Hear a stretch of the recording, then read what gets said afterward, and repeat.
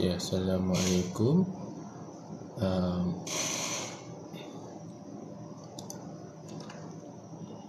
Terima kasih kerana sudi hadir ke sesi sharing live untuk hari ini.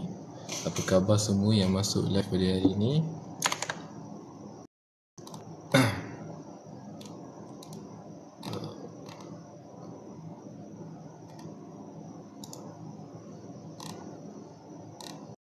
Assalamualaikum semua. Kita mulakan terus sesi perkongsian kita untuk hari ini. So hari ini saya Nakiyuddin ingin berkongsikan tentang petua untuk kita hidup berjaya. So pada pendapat anda semua, apa maksud berjaya dalam hidup anda semua? Kalau dari segi perspektif saya melihat berjaya ni sebagai orang yang mempunyai kestabilan wang yang baik dan juga mempunyai pengaruh yang kuat pada dunia kita ni, dan juga mempunyai education yang tinggi, dan juga mempunyai harta dan aset yang banyak lah. Itu dari segi saya punya pemahaman untuk orang yang berjaya. So untuk orang yang mengamalkan pelbagai tips ataupun rahsia-rahsia, so majoriti orang yang berjaya ni diorang ada rahsia diorang tersendiri, tapi diorang memang takkan share dengan kita lah. Biasanya kalau diorang ada jumpa satu tips, biasanya diorang akan simpan sendiri, sebab kalau diorang share ramai, semua orang jadi kaya lah macam tu. Tak boleh lah macam tu kan. So untuk sesi kali ni saya nak sharekan tentang tujuh petua yang kita kena amalkan untuk berjaya dalam hidup. So kita teruskan dengan poin yang pertama. So yang paling penting sekali, kita perlu mengutamakan keluarga.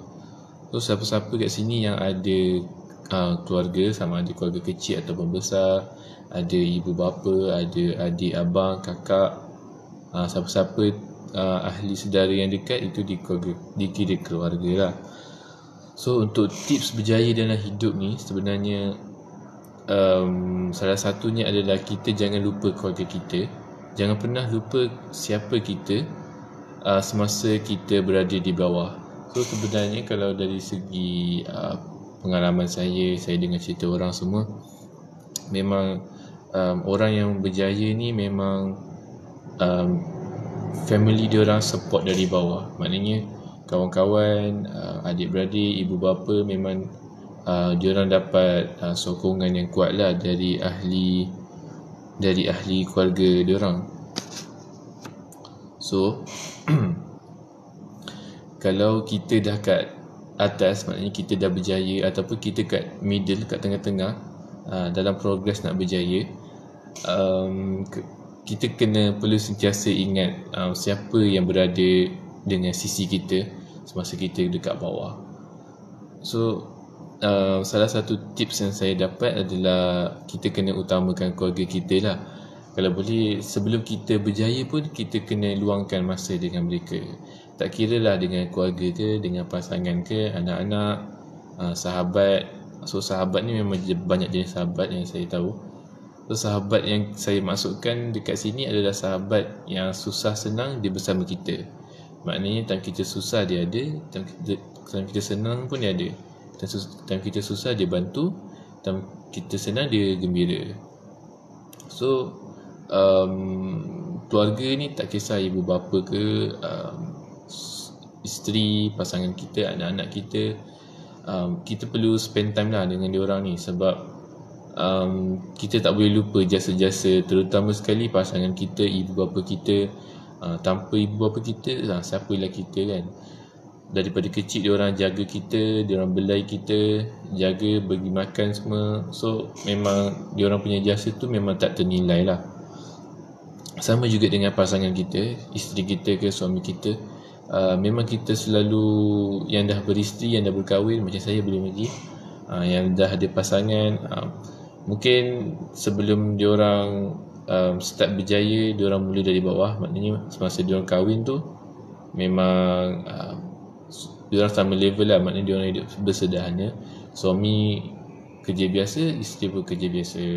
So apabila pasangan terutama sekali lelaki dah berjaya, mungkin dia ada bisnes ke apa, kita jangan lupa lah setiap lelaki yang berjaya, di belakangnya ada wanita yang berjaya juga.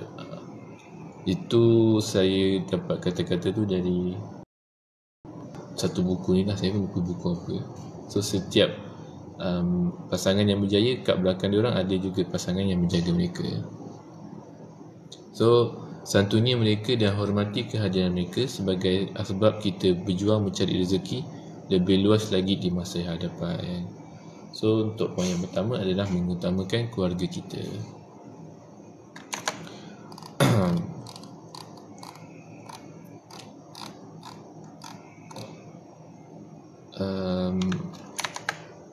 Yang poin kedua adalah berhenti daripada membandingkan diri kita dengan orang lain, kecuali pada diri kita yang semalam. So maksud daripada poin ni, kita sebagai manusia, termasuk saya, semua orang pun mesti pernah melalui pengalaman melihat orang lain berada lebih baik daripada kita kan. So sebagai manusia ni memang kita ada perasaan jealous tu lah, perasaan tak senang tengok orang senang kan. So kalau boleh kita, termasuk diri saya nasihatkan kepada diri saya sendiri dan juga anda semua, jangan membandingkan diri kita. Dan kalau kita nak bandingkan pun, kita bandingkan diri kita dengan diri kita yang semalam. So kalau kita buat hari ni, kita buat yang terbaik, esoknya kita buat 2 kali lebih baik daripada hari yang hari ni. Dan hari lusanya kita buat 3 kali lebih baik daripada hari ni. So sentiasa cari peluang untuk kita terus betterkan diri kita daripada hari yang sebelumnya. So apa yang kita perlu fokuskan daripada kita membandingkan diri kita dengan orang lain adalah memenuhi perasaan diri. Pertama sekali adalah tujuan hidup kita. Apa tujuan hidup kita ni? So setiap orang ni ada tujuan yang berbeza lah. Berbeza dari segi, mungkin dari segi goals kita, macam tahun depan dan nak masuk. So setiap orang ada goal dia masing-masing. Ada orang 2023 nanti nak kurangkan berat badan, 2023 nanti nak cari pasangan ke, mungkin beli kereta baru. So setiap orang ada tujuan hidup masing-masing, buka bisnes ke apa kan. So kalau kita nak berhenti daripada bandingkan diri kita dengan orang lain, kita fokus pada tujuan kita. So apabila kita ada tujuan, ada goals kita dah tak pandang dah apa itu kejayaan orang lain. Kita just tengok kejayaan orang lain untuk menjadikan motivasi supaya diri kita terus bersemangat untuk capai tujuan kita yang telah kita setkan lah. Okay. Yang kedua, fokus pada pengalaman hidup kita. Yang ketiga, memenuhi perasaan diri sendiri. Yang ketiga, mengenali dan memahami apa yang berlega di dalam dalaman kita. So itu adalah antara poin untuk kita berhenti membandingkan diri kita dengan orang lain lah. Okay. So poin yang seterusnya adalah mencipta penyokong ataupun sistem sokongan sendiri. So maksud daripada mencipta penyokong dan sistem sokongan sendiri ni, sebenarnya maksud dia kita create sendiri kita punya environment kita, alam sekitar kita, maknanya orang sekeliling kita lah. Kita create sendiri dengan siapa kita nak berkawan, dengan siapa kita nak bergaul. So bila kita buat sendiri circle kita, maknanya kita dah berjaya untuk pastikan kita punya matlamat kita untuk terus berjalan dan sampai ke peringkat yang lebih tinggi. Sebab Sebab apa kita perlukan circle yang tinggi, circle yang baik ni? Sebab yang pertama, memang akan banyak membantu kita lah dari segi kalau kita ada masalah, mungkin kita stuck dekat satu problem tu, community juga yang akan bantu kita lah. Maknanya kita membantu antara satu sama lain untuk memperbaiki kelemahan diri sendiri. Yang kedua adalah terus memotivasikan diri kita. Maknanya kalau kita nampak macam tadi, poin yang kedua, kita tengok orang yang sama grup dengan kita tu lebih berjaya daripada kita. Kalau kita ada circle yang baik, kita ambil benda tu sebagai kompetitif yang sihat lah. Maknanya kita berlawan antara satu sama lain dengan sihat. Maknanya kita keep up dengan each other lah, untuk supaya terus orang panggil mengatasi satu sama lain dengan lebih berjaya. Macam tu lebih kurang ayat dia. Okay.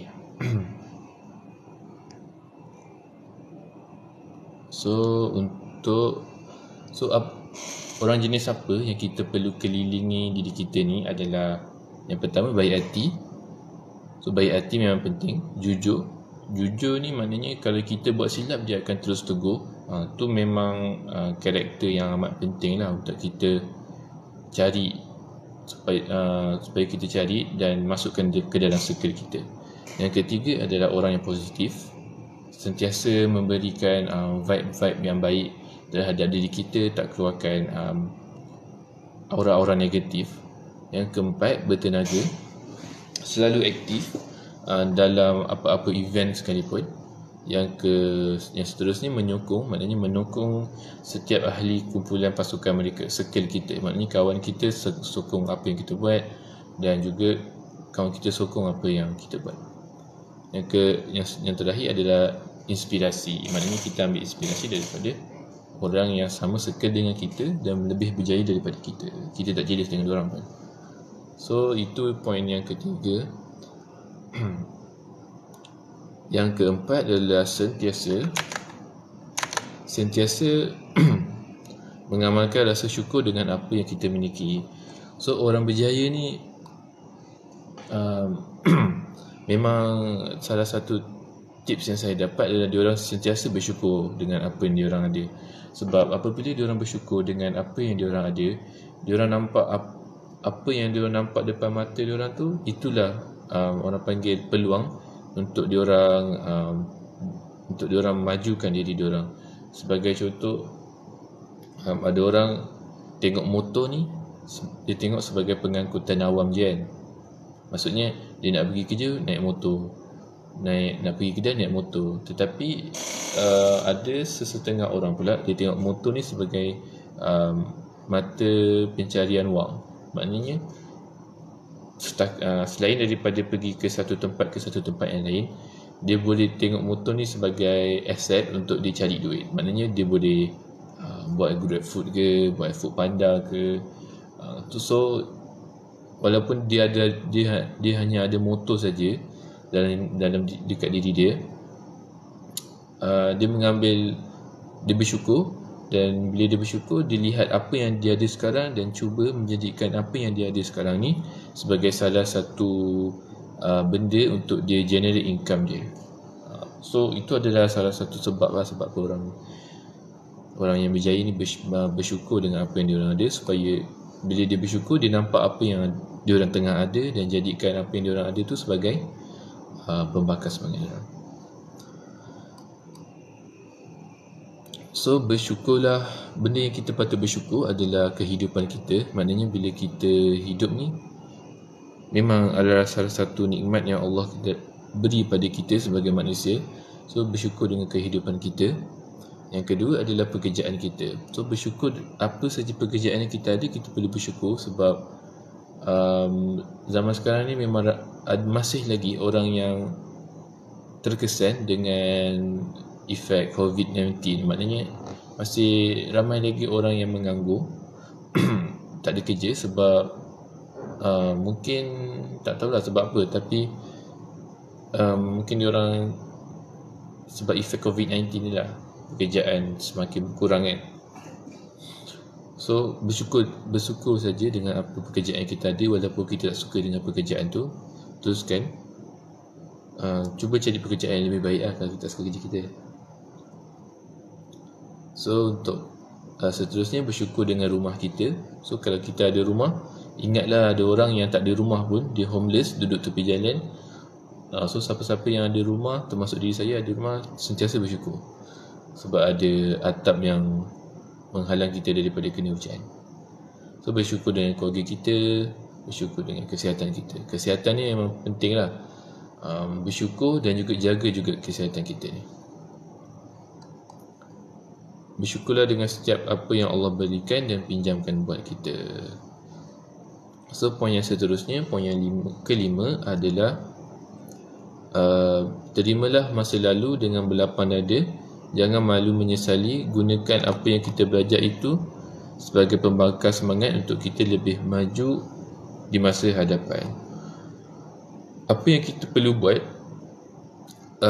apabila kita ada masa lampau yang kurang baik, maknanya apabila kita buat suatu benda tu, kita teringat pasal kita punya masa lalu lah. Maknanya benda perkara yang baik, perkara yang tidak baik kita pernah buat, kita selalu bermain-main di fikiran kita kan. Apa yang kita boleh buat adalah bertindak terus untuk kita move on dengan perkara yang menghantui kita. Maknanya kalau contoh dalam kepala otak kita ni, apa yang menghantui kita adalah mungkin dari segi masalah berat badan kan. Masalah berat badan, hari-hari kita fikir macam mana nak kurus, macam mana nak kurus, tapi kita tak pernah terfikir macam mana, apa yang kita perlu start buat hari ni untuk kita melalui proses penurunan berat badan. So apa yang kita perlu buat untuk penurunkan proses berat badan adalah dengan bersenam lah. Bersenam, jaga makan. So kita perlu bertindak, bertindak terus tanpa banyak cakap lah. Maknanya lepas kita fikir masalah kita, fikir untuk selesaikan masalah apa yang kita sedang hadapi. Okay. So yang poin ke-6 adalah melaburlah untuk peningkatan diri. So orang yang berjaya ni banyak melabur dekat diri diorang. Dengan erti kata lain adalah self-improvement lah. Sentiasa belajar perkara baru, cari ilmu baru dan idea-idea baru. Kita kena belajar jadi pelajar sepanjang hayat. Itu ayat yang memang banyak memberi kesan kepada diri kita lah. Kita ni bukan pelajar hanya di sekolah ataupun di universiti. Kita ni pelajar sepanjang hidup kita. Maknanya kita sentiasa belajar benda baru untuk kita improve diri kita supaya supaya diri kita menjadi lebih baik daripada hari semalam, macam saya cakap daripada poin awal yang pertama tadi lah. So apa perkara yang kita boleh buat untuk kita improve diri kita ni apabila kita ada waktu lapang dan pendapatan yang stabil tu semua adalah apabila kita ada masa lapang, kita baca buku. Yang kedua adalah apabila kita ada mungkin pendapatan yang lebih sikit, kita simpan duit, ada saving. Mungkin kita, separuh kita simpan, mungkin separuh lagi kita ambil kita punya income tu dan melabur ke kursus-kursus online ataupun kursus bersemuka. Maknanya kita labur kita punya income untuk improve diri kita. So yang seterusnya adalah belajar daripada seorang mentor yang terbukti. Maknanya approve lah. Maknanya orang yang ada sijil ke untuk kita belajar sesuatu perkara. Yang terakhir sekali adalah melibatkan diri dalam perkara baru untuk memperluaskan pengalaman diri. So macam siapa-siapa nak cuba benda baru, memang digalakkan lah. Macam contoh siapa yang tak pernah cuba aktiviti-aktiviti baru, macam aktiviti lasak, pergi hiking ke apa, mungkin anda semua boleh try. Saya pun boleh try sendiri sebab saya pun tak pernah mendaki gunung kan. So untuk memperluaskan pengalaman diri kita try buat benda baru. Macam saya tak pernah mendaki gunung kan, kita try daki gunung supaya kita dapat tahu rasa alam semula jadi ni macam mana, dan belajar ilmu untuk kita handle diri kita semasa kita naik bukit ke, semasa kita dalam hutan ke. So dapatlah ilmu-ilmu baru. Walaupun ilmu tu kita kurang guna, dia akan memberikan manfaat juga kepada diri kita pada masa akan datang. So sentiasalah melaburkan kepada diri kita untuk peningkatan diri. So tips yang seterusnya adalah menghargai diri. Cara kita menghargai diri dan menghormati dirilah yang mempengaruhi cara orang di sekeliling hormat pada kita dan kita hormat pada orang. Kita perlu menghormati diri dengan meneguhkan pendirian kita. So kalau kita ada pendirian yang kuat, sebagai contoh, kalau kita sebagai orang Islam ni, kita wajib mempertahankan agama kita dan mempunyai pendirian yang teguh, supaya apa saja musuh Islam berkata tentang Islam ni bercakap buruk ataupun cuba untuk menghasut kita keluar daripada Islam, dapat juga membantu kita lah meneguhkan lagi kita punya pendirian. Yang seterusnya adalah terima kekurangan diri, cari kekuatan dan keunikan diri, tapis orang yang ada dalam hidup kita. So itu adalah cara untuk kita menghargai diri kita lah. Tapis orang yang ada dalam diri kita, terima kekurangan diri, dan bukan sahaja terima dan baiki kekurangan diri kita itu, supaya kita dapat rasa kita menghargai diri kita dengan lebih lagi lah. So itu sahaja perkongsian daripada saya untuk live hari ini. So saya ulang balik saya punya point, iaitu petua untuk kita berjaya dalam hidup adalah mengutamakan keluarga. Yang kedua adalah berhenti daripada membandingkan diri dengan orang lain kecuali pada diri kita yang semalam. Yang ketiga adalah mencipta penyokong ataupun sistem sokongan sendiri. Yang keempat adalah sentiasa mengamalkan rasa syukur dengan apa yang kita miliki. Yang kelima, terimalah masa lalu dengan berlapang dada. Jangan pernah malu atau menyesalinya. Yang keenam adalah melaburlah untuk peningkatan diri kita. Yang ketujuh dan last sekali adalah menghargai diri kita. So itu sajalah perkongsian saya untuk sesi live kita pada hari ini. Saya harap petua-petua tersebut dapat membantu anda semua memperbaiki diri kita sendiri dan juga anda semua. So itu saja daripada saya. Terima kasih kerana sudi mendengar.